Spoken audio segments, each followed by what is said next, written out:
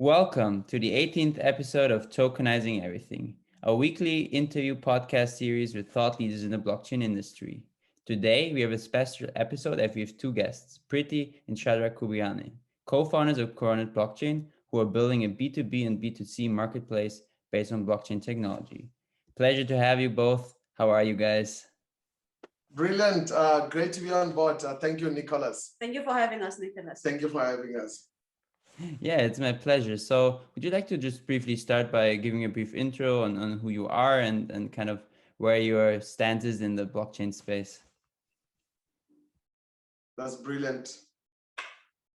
My background is, both our background are within the management consulting, but earlier I worked within the family business with my family, and it was more of a business plus social impact because of the setup of the community that we had. And then from there, I worked within the social corporate investments with a number of corporations that needed to do something back to the community in return of what they were doing within those communities. And then that's when I joined Shadrack on a management consulting firm. After his Deloitte, he's just going to take us through his background as well. You know, I hit the ground running in corporate with my command on strategy and growth across emerging markets.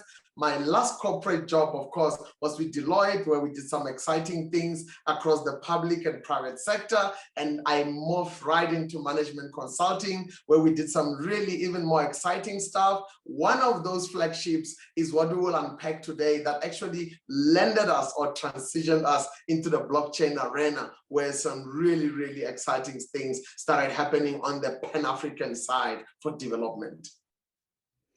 Yeah, very exciting. So, I can totally relate coming from the business sector, right? And then just discovering blockchain technology and seeing the potential that it inherits, right? So maybe for you both, could you just give me a brief insight on what sparked your interest in blockchain, right? Because for me, there's always this kind of wow moment that my guests describe. And I also had that wow moment when I saw how blockchain can kind of decentralized centralized structures and kind of bank the unbanked and all these aspects that are beneficially associated to blockchain. So was it for you? What made you click, right, and realize blockchain is the future?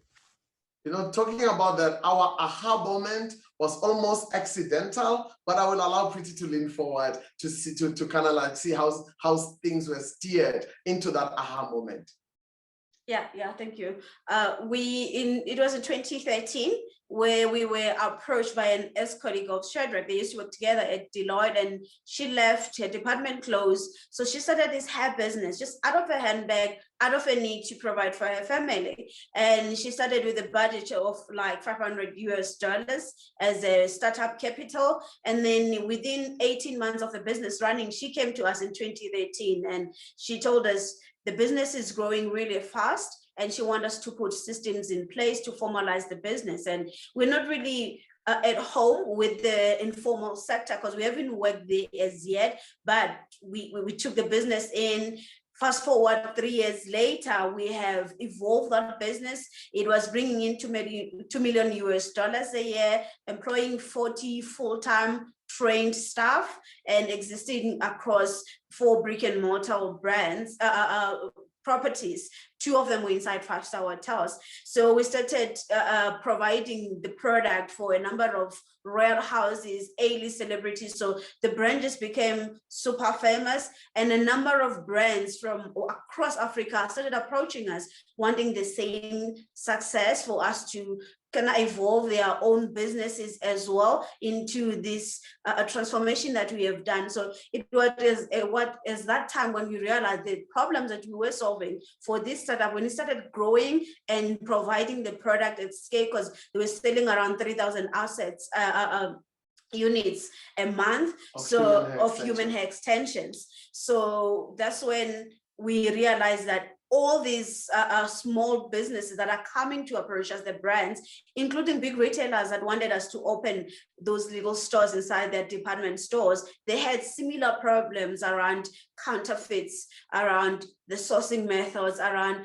80% not having any kind of a business system. So we were looking for a solution to say there's a lot of supply chain blind spots within how the product is produced and just everything until it reaches the consumers. So how do we then solution an industry, because we can't do it one by one now? What is this most scalable way we can produce the same transformation, formalize businesses, formalize employment, ensure that the skills are up to date, make sure that the product is up to standard that is being supplied there to protect the consumers? So one of the evening, we were just having a dinner with a friend of a family who works at IBM.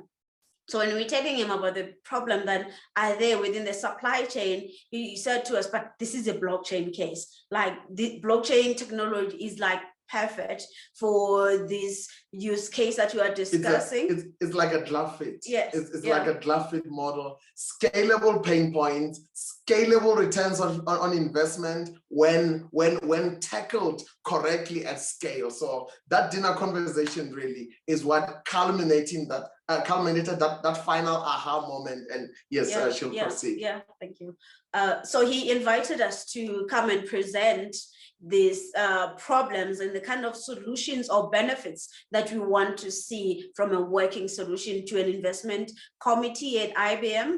And we made just one presentation. They were super happy. They signed a check for a seed capital and also provided a team for us to build the solution.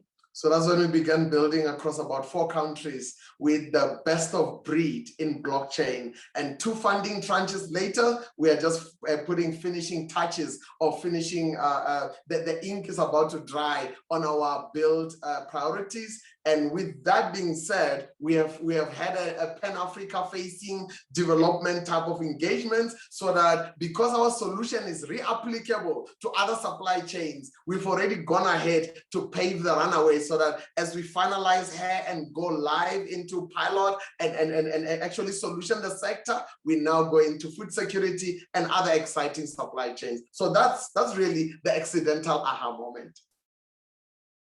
Okay, perfect. That sounds very interesting. You know, also having a strong backer in terms of IBM, you know, behind you guys, and that's very exciting. And I'm happy to see, you know, that kind of these major players are tapping into this space and also supporting auspicious startups, right? So in terms of you know, the process at Coronet Blockchain, can you give us like a couple of insights? How does it work, right? When I'm a supplier and kind of I want to ship my product from, say, South Africa to a different continent, how does that process go? Can you kind of give us some insights? Where does your solution come to play? Which problems does it cope with, and how does it solve them? That's brilliant. You know, with that being said, let's zoom out a bit and look at a bird's eye view at a macro level. The macro picture as the supply chain of hair stands at the moment, with Africa being the 2nd largest market and the US being the top tier #1 market. How is the hair market set up globally? If I now kind of like give a bit of a swap or a bit of a snippet, and then I show you how blockchain is being leveraged through tapping into the Coronet digital infrastructure. So of course, 80%, more than 80% of human hair in its raw form begins its journey in India, thanks to India temples, whereby pilgrims, they go there for religious purposes, they get to donate their hair, and as it falls on the floor, it becomes a monetizable asset that now goes into auctions, and communities around that temple are having such a synergy whereby there is social impact from those temples, from those auctions. From auction, those hair bags, they now morph into the supply chain, either China, either Europe, or even Vietnam, Taiwan, and all those other segments that also do provide hair, but not as quantities that are like India. And of course, now it works its way into the processing plants. Within the plants, the hair is now processed across 18 to 30 different processing mechanisms. And from there, of course, that's when there's 2 major destinations nations in the world, the US and Africa, that accounts for more than 70% consumption demand. Of course, with the rest of the world, Europe and others sharing the 30%. So with that being said, if you were a salon in Africa, what kind of problems do Coronet solve? And that's where Pretty can lean forward and give us the 3 problems that Coronet is solving. And then I will lean forward to kind of like showcase the solution, particularly for the hair sector. And then you can see how there's a leverage across board. Yeah, so the biggest issue that we wanted to solve, of course, it was the quality problem, because we have 38% counterfeits that are being sold to 9 million women in Africa out of the 100 million units that are being sold. So that problem becomes more a retailer problem, because think about it, if you go and buy a product from any retail, if there's something wrong with it, you go back to the retailer. But these are small businesses. So if they go there and something is wrong with a 2,000 priced asset, where is that money going to come from to replace that? So that's where you find a lot of problems coming from that. Is a sizable problem from them. They don't have the most stable cash flow that is coming in. So we make sure that every product, when they buy it, comes with a stamp, a digital stamp that gives them a journey of the product, how it was made, were there any chemicals, was it processed, is it really the 100% that it says it is? Then they can be a certified provider of that, or retailer of that kind of a product. Just like how if it was a car, for example, BMW only sell their product to certified retailers. Yes, Mercedes, other luxury bags as well, they do that. So that's what happens with them. And then on the sourcing, so instead of traveling, they can do that on their cell phone from a trusted platform. Unpack a bit of how much salons spend without the Coronet blockchain. Yes, they spend about $40,000 US just on traveling to sourcing the product itself. And then there's about like 4 middlemen in the middle that can add up to 150% to the price at retailer. So our community of the salon network, they get to buy from this platform at retail, at a factory price and manufacturer price, and then they have bigger margins, and a bigger community of women can actually afford the product that was priced out of their affordability. And of course, there are other spin-offs out of that, whereby our model, as it stands with the blockchain digital infrastructure, has got a very strong social impact embedded into it. I mean, when we did an audit while we were finalizing our solutioning, we found that 9 out of the 17 SDGs, or Sustainable Development Goals, are fulfilled by the Coronet blockchain model, because one of those nuances or pain points is that, was this hair sourced ethically? So ethical sourcing, along with fair trade, and along with enabling empowerment type trade corridors, are at the very epicenter of how we are bringing an evolution across the entire sector, particularly on the African continent. And then, of course, we can take that blueprint across global markets. Okay, yeah, that's very exciting, and you mentioned you are already, live in 4 countries, right? So what I can imagine is that the recent crypto rallies have probably also accelerated the demand for your product. Is that true, or is there any correlation at all between, the crypto market and, the interest in utilizing blockchain for a supply chain, or is it just a normal sustainable growth that you're seeing in that regard? Very interesting, because our positioning into the blockchain space has really not become crypto dependent, or excuse me, become a crypto attaché. Because if you look how blockchain in the first decade since emerging from the white papers into deployment has been very crypto focused. So when we configured Coronet, while crypto is not factored out of the equation, because cryptocurrencies are here to solution the world in whatever sector you are in, our modeling has really obsessively been focused on the supply chain reforms that were quite overdue. You touch the supply chain, you are reforming the corridors. You reform the trade corridors, you transform lives in the process. it has been on our grid or on our radar, some of the, let's call them the cryptocurrency knee-jerk reactions, or maybe some seismic activities that are happening across various geo-regions of the world. But nonetheless, as far as supply chains is concerned, we are seeing the opposite. Regions are actually asking for supply chain reforms because of where particularly Africa finds itself with the Africa Continental Free Trade Agreement. They're putting their hands up and say, if you can help attach wheels to our supply chain models beyond hair into the other supply chains, let's talk. And hence why our diary has been filling up with a bit of innovation delegations that we've put together to engage at really a macro level and at a really micro level.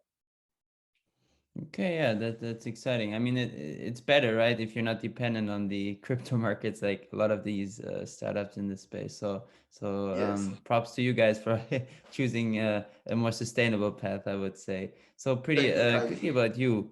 You're a leader, right, and a female leader in the blockchain space. And I mean, we all know that blockchain is pretty male dominant. So how do you address this, and what is your take on maybe also motivating other women to join this space?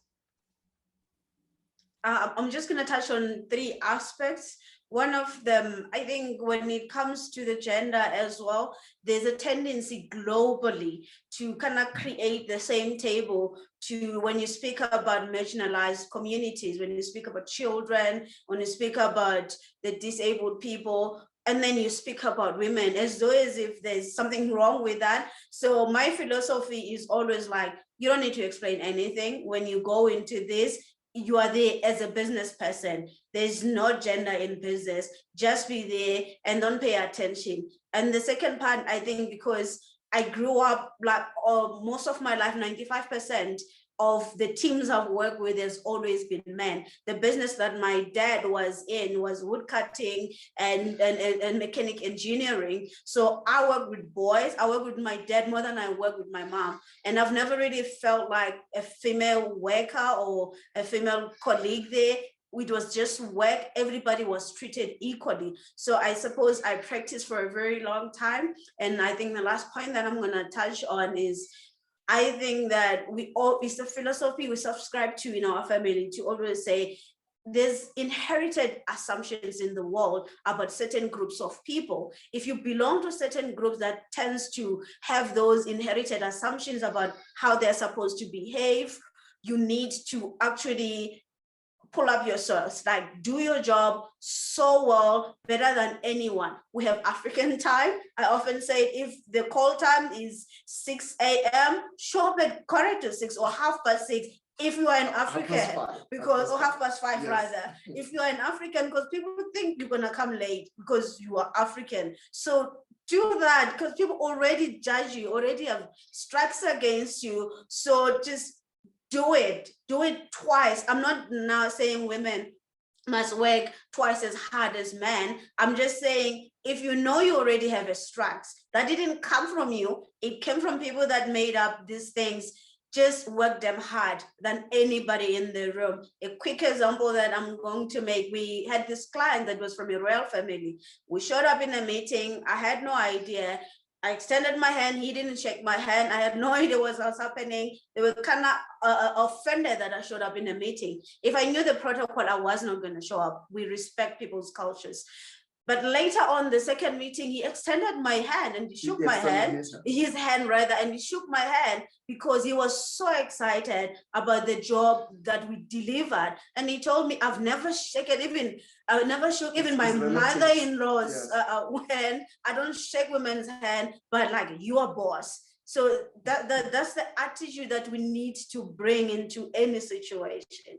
That is brilliant. I would like to just add 2 examples. One of them is a basketball star in America. I'll pick up his name. There's 3 that come to mind. He was basically called to audition, even though it's not called auditioning. I don't have the specific word. He was actually asked by a coach. Oh, so you want me to actually include you on my coaching portfolio? Let's meet at that court over there at 4 a.m. He gave a ridiculous time, exactly 4 4 a.m. US time. Guess what happened? Talking about Africa time.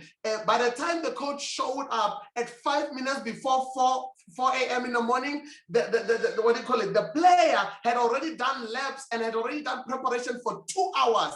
2 hours he was there already, getting ready, getting warmed up, sweating. So he showed up at 2 a.m. So that's the kind of perception breaking, barrier breaking kind of things you need, not just as a woman, but as an African. Oh yeah, African is not quality. African is late. African. So there's all those inherited assumptions that we need to be aware of and just respond with value, respond with quality, respond with excellence. Because when value is in the table, suddenly there's no more gender, there's no more race. It's just, oh yeah, those excellent guys, they do a brilliant job. They are unparalleled. And the second example is Pretty's favorite, Indra Nooyi, the former PepsiCo CEO. When she was in a big boys club, she was coming up the ranks of the Exco in Pepsi, and there hasn't been a female CEO before her. So as she was coming up the rank, imagine she was 4 doors below the CEO. But she delivered so much of value that the CEO one day, when the CEO realized in a board meeting that Indra's 2 kids, she's happily married for like close to 3 decades now. Indra's 2 kids, one has to be picked up from the opposite end of the city, the other one is on the other end, and Indra's hubby was traveling. Guess what happened? The CEO of PepsiCo, with an army of 300,000 employees, did not call any of the employees. The CEO of Pepsi got in a car and offered to go pick up Indra's 1 child while she goes to pick up the other child. You see, there's no gender, there's no race there. It's like, you mean so much to this team that today the CEO wants to take one for the team for you because of value. When value is on the table, then women will find it slightly more easier to navigate board level or any level or even tech or engineering forums. Is not easy. It's not easy. It comes to those discrimination barriers, but to pass those barriers, value, value, and value. It's fascinating. Yeah, I think that was a great statement, guys. Really. So wow, I'm speechless at this stage. I mean, so I think really every woman out there can take you as a role model. And so thanks also for these insightful stories. You know, it's important that people, you know, from everywhere come together and find common ground. And this is why I also like what we discuss in our meetings, right? The Stockwell principle. So at this stage, would you like to maybe just briefly explain what it is to our listeners and kind of why it could also be aligned with blockchain, right? Oh yes, you know, the Stockwell is a slang word in South Africa, which means a community-based or a community-built ecosystem. When I say build, it's not formal. It means that Pretty and I can actually get together with 20 other couples, 5 other couples, and we can come up with a Stockwell. A Stockwell means it's a savings ecosystem. We are saving towards a joint goal. We are saving towards a milestones. There's multiple platforms. I mean, at the last count, there were 810,000 active Stockwells in South Africa, and a year they've got a combined value of more than 50 billion rands. And the participation in Stockwells, whether people are saving towards school uniform, they're saving towards Christmas expenditure, they're saving towards maybe buying a house, or today this year we buy a house or we build a house for family number 1, and 2 years later we build a house for another family. So there's various purposes why Stockwells or close-knit informal savings settings, why they exist. And I mean, they're quite sizable, and there's 11 million Stockwell participants in South Africa, which is quite significant. And there was actually a joke the other day that one of the big retailers called Pick and Pay, which is quite big. In the US, I think it's Target, it's Walmart. So one of those giant retailers, the Stockwell economy in South Africa is so big that the 11 million participants, they could buy Pick and Pay and still have 10 billion rands left with them. So that's just a summary of the Stockwell economy. It's very robust, but still informal. but very, very close-knit. I think stokvel exists in what we call the trust economy. So I trust that family A is going to pay their dues when it comes time for them maybe to build our next startup. So there could be, we need more like startup stokvels, or I mean, Pretty calls it, we need to move away from the consumer mindset of stokvel and more towards the producer. Meaning if we do a stokvel together, let's not do a stokvel for food. Let's not do a stokvel for consumables. I mean, there was an advisor Pretty was reminding me about the other day where Elon Musk said, we mustn't just have baby showers, we should have, what do you call it? Startup showers. We must have startup showers. So in terms of stokvel, we have a desire, and we'll see how that unfolds, that the stokvel economy will move more away from consumption towards production, meaning producing of assets, producing of wealth, and co-creating financial inclusion from the bottom up. You know, so that's a stokvel. It's not really unique to South Africa, but in South Africa it's called stokvel. It exists throughout Africa. It even exists in the diaspora. So that's the stokvel concept. Okay, I think our listeners really learned something interesting today. In terms of the stockwell concept, I think blockchain can be also a great, underlying technology, in terms of facilitating this, right? Because you mentioned the trust, that is a key part of this concept, and obviously as with blockchain as a medium of exchange, you can have basically a trustless transaction if A then B, basically, and that kind of aligns, right, with the stockwell principle, also kind of finding common ground, people coming together and sharing their visions and their goals, right, and working toward that jointly. I think that's a great concept. And this stage, we have a special question from the Be in Crypto community, which are posing weekly questions. They're a news outlet from Germany, and this week's question for you guys was, what is your favorite tokenization use case? That's a very good question, and we send salutations to them. I'm going to allow Pretty to lean forward in order to navigate that one. So I think for us, it's more the benefits that it provides. Whatever use case it is, if it democratizes value across the entire value chain, where assets are created and the value comes back to the creators of those assets. Because we have seen cases, we have what we call a mineral curse in Africa, where communities that are run where the raw material comes from are the poorest in the entire value chain. So we see that across other industries as well. So whatever use case, if it works, especially within the African soil, it has to democratize that value and ensure that the creators are credited for their work, they are paid accurately for their work when it goes out there. Because sometimes creation that is created here in Africa, it becomes like 6 figures in first world countries, but people here were paid in like 3 figures. So we need to see to it that in as much as it does that too, if it can minimize the involvement of middlemen, so that creators can have an opportunity to sell directly via a platform, to sell directly to consumers and buyers of these kind of assets that they are actually creating.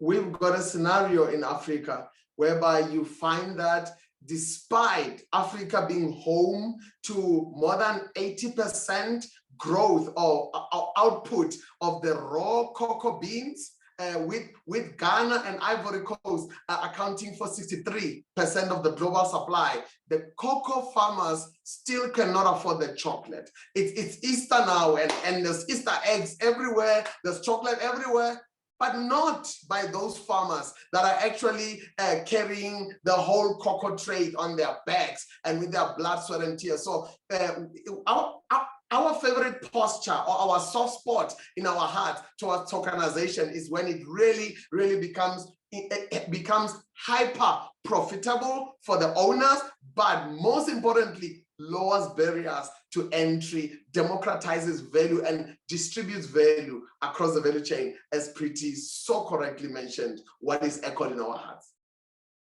Yeah, I think that's fully true. I mean, having access, right, to the market and providing access for the producer, the supplier, not so much only for the reseller or something like that, right, can really help. And also I think even in the music industry, it could really help, for instance, artists, right, being control of their royalties.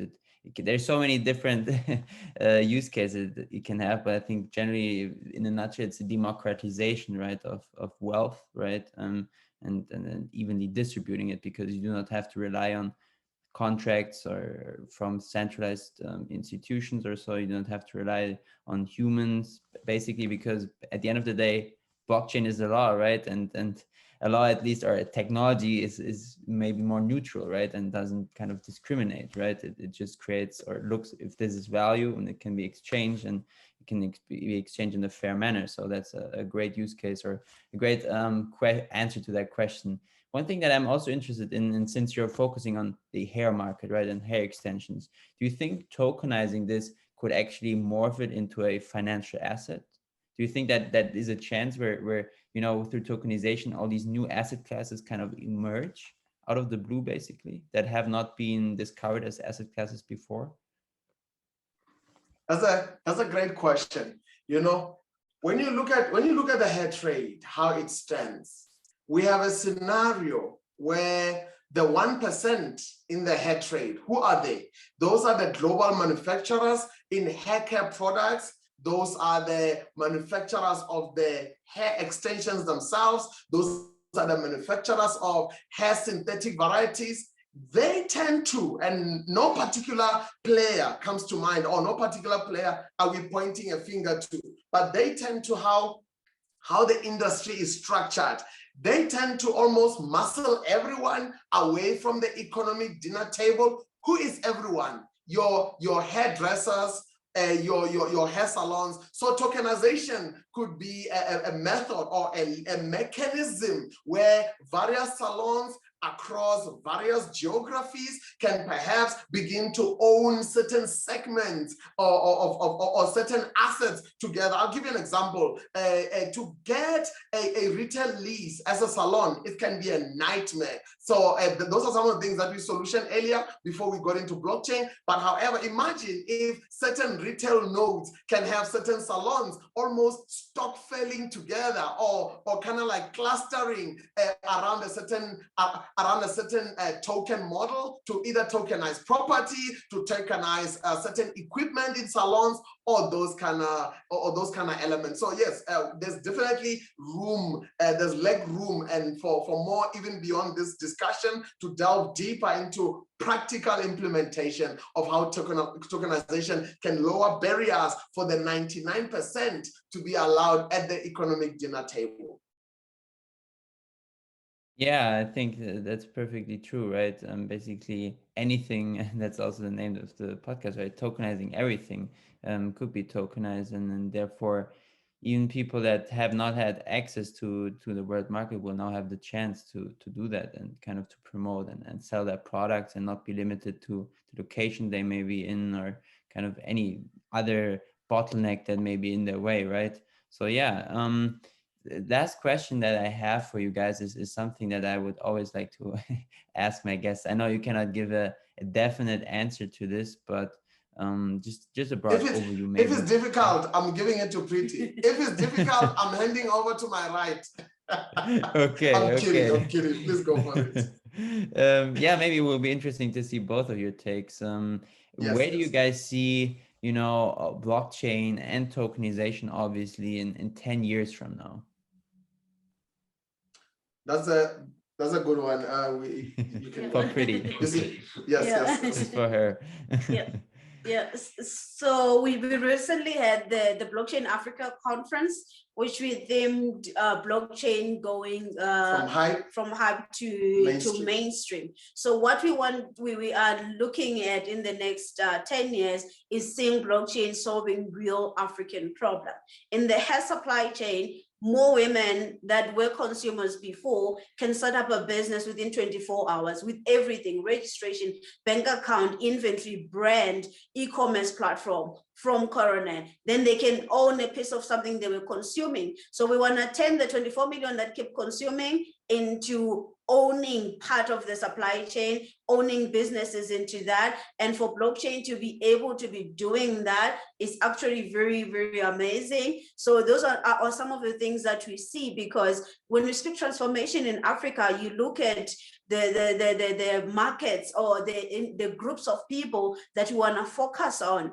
We want to focus on availing more opportunity for women. So why don't we start with the skills that women have right now, with the things that they consume every day that they are familiar with? Why don't we start by creating trade and increasing their involvement into that? So solutions within blockchain that can provide that, they are really, really going to cause the most impact. We believe that the biggest socioeconomic impact of blockchain is going to be felt in Africa if we implement it correctly. Talking about that, one of the reasons why we believe that Africa stands on the brink of really being on the front footing of practical implementation of blockchain is because, I mean, internally, we always joke with our team across the countries to say, we believe that blockchain is at least 100 years late or 400 years late to arrive in Africa, because, I mean, imagine if those minerals were tokenized, imagine if they were on the blockchain ledger,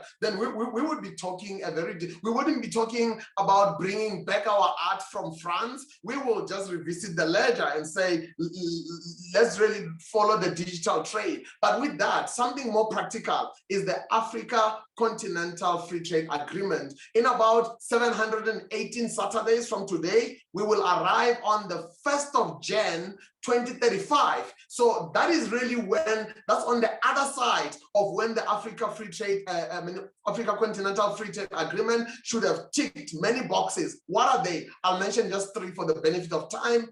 The Free Trade Agreement aims to lift more than 30 million Africans out of dire poverty. Two, the Free Trade Agreement aims to add economic value onto our trade corridors in Africa within the African soil of more than $450 billion US. And last but not least, the Free Trade Agreement aims to lower the border tariffs excess expenses by up to 90%.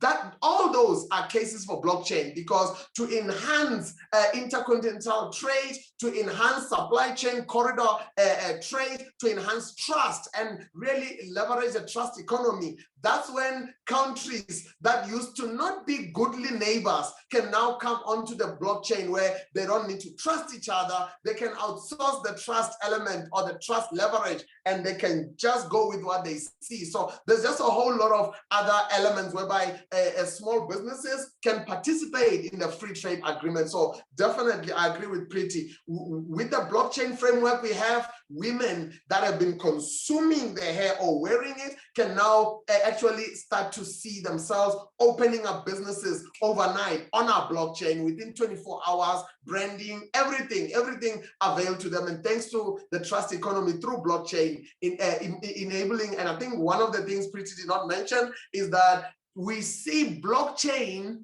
helping Africa to move away from aid and more towards trade. If we increase trade and we lessen the aid, that's the Africa we want. We cannot continue being in a crippled format and being held back. We need to see more trade agility. And we are seeing that. Our elders are doing that. Blockchain will just add an accelerant to those good aspirations. Yeah, now you already went ahead of having to select a good quote, because you know, the aid and trade reference is something that we will definitely use when we will publish the podcast. So no guest has made it that easy for me so far. So thanks for this. One quick follow-up question that I have actually. Where do you see, because that interests me, you know, in terms of blockchain adoption across Africa, people always talk about banking the unbanked. Obviously, then the supply chain topic is quite a hot topic. Where do you see the lowest hanging fruit, where the most adoption is happening right now? Or is it both of these use cases? You know, talking about the banking, the unbanked, there are other questions. Should they even be banked? Because if you look at legacy economies, the US, the West, they've had a muscle memory of close to 5 decades of robust banking frameworks. Now you come to Africa, whereby yes, we want to really allow in to the economic frameworks, those that were walled out, but whether with cryptocurrencies taking off, tokenization taking off, whether they will be banked, that's another scenario altogether, but they must be financially included. That is really a must. And I know that Preeti has got some exciting things maybe to share on that part. Yeah, definitely. So one of the challenges with the legacy system that actually led to the founding of blockchain was exclusion. There's a lot of exclusion. So what the finance system did, it ignored the African ways of banking, of saving, of transacting, that in townships and rural areas and villages, people are still practicing it today. We just mentioned one of them, which is the Stockville. It's a 50 billion industry that is still not catered for. Still today, because the owners or the elders of this legacy system refuse to listen to the community to say, we the community, these are our values, this is how we are trading among ourselves. If we design around our values, our needs, something to facilitate already existing transaction, the adoption is going to be quite quickly. And that's what's great with the cryptocurrencies and the blockchain technology. It's a community. It facilitates what the community does. That's why it's going to accelerate the financial inclusion of many, many industries. And talking about the community, there is a second line that I would like to put forward in keeping with more trade and less aid. You know, we see blockchain within our team ecosystem. We see blockchain as being more a community and less of a technology. It's really a community ecosystem with certain ethos or certain, what do you call it, co-created philosophies and core values. The tech framework enables or fulfills those social contracts on the smart contract. So I think that is really our approach to blockchain.